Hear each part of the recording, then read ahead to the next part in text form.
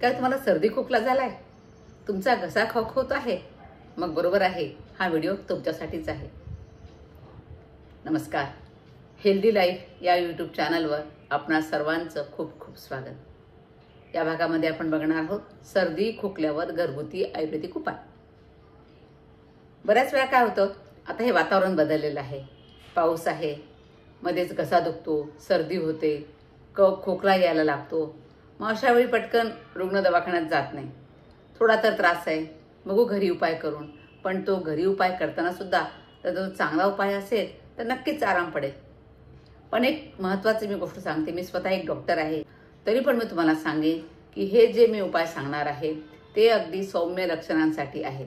जर तुम्हाला ताप जास्त असेल, खोकला जास्त असेल, खूप जास्त इन्फेक्शन वाटत असेल तर हे उपाय करत घरी बसू नका. वेळीच डॉक्टरांचा सल्ला घ्या. सौम्य लक्षणे असतील तरच हे उपाय करा. आता बघूया हे उपाय कोणते आहेत ते.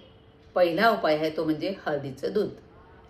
त्याच्यासाठी काय करायचं, तुम्हाला 1 कप गरम दूध घ्यायचं आहे, त्यामध्ये अर्धा चमचा हळद टाकायची आहे आणि चिमूटभर मिरेपूड टाकायची आहे.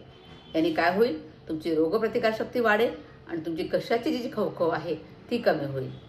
त्यानंतर दुसरा उपाय सांगणार आहे तो म्हणजे आल्याचा रस आणि मध यांचा उपयोग करून. अर्धा चमचा आल्याचा रस घ्या, 1 चमचा त्यामध्ये मध टाका, असं मिक्स करा आणि दिवसातून 2-3 वेळा हा आल्याचा रस आणि मध तुम्ही घ्या. यामुळे कफ कमी होतो आणि गळासुद्धा मोकळा होतो. आता तिसरा उपाय करायचा आहे तुळशीचा काढा.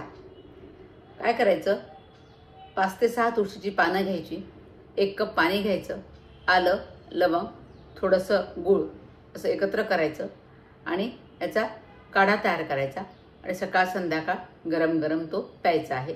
यामुळे सर्दी, खोकला आणि घशाचा त्रास यावर खूप चांगला आराम पडतो. आता चौथा घरगुती उपाय तो म्हणजे सुंठीचा काढा. यामध्ये काय करायचं, सुंठ, दालचिनी, मिरे, गूळ हे सगळं एकत्र करायचं, पाण्यामध्ये उकळायचं, त्याचा काढा तयार करायचा. काढा म्हणजे जेवढं तुम्ही पाणी घेत आहे त्याच्या अर्ध होईपर्यंत ते उकळायचं आणि मग हे जे तुम्ही औषधी द्रव्य टाकलेले आहेत याचा अर्क त्यामध्ये उतरतो आणि मग हे पाणी गाळून प्यायचं आहे, त्याला म्हणायचं काढा. तर असा काढा घेतल्यामुळं तुमची सर्दी, अंगदुखी, घसा खवखव याला चांगलाच आराम पडतो. नंतर पाण्याची वाफ घ्या, स्टीम घ्या. हे तर आपल्या सगळ्यांनाच माहिती आहे पाण्याची वाफ. त्यासाठी पाणी उकळा, त्यामध्ये तुळस टाका, तुळशीची पानं टाका किंवा पुदिन्याची पानं टाका किंवा ओवा टाका आणि पाणी उकळल्यानंतर ते पाणी एका भांड्यात घ्यायचं आणि वरून टॉवेल टाकायचा आणि मग ती वाफ घ्यायची रोज 1 ते 2 वेळा.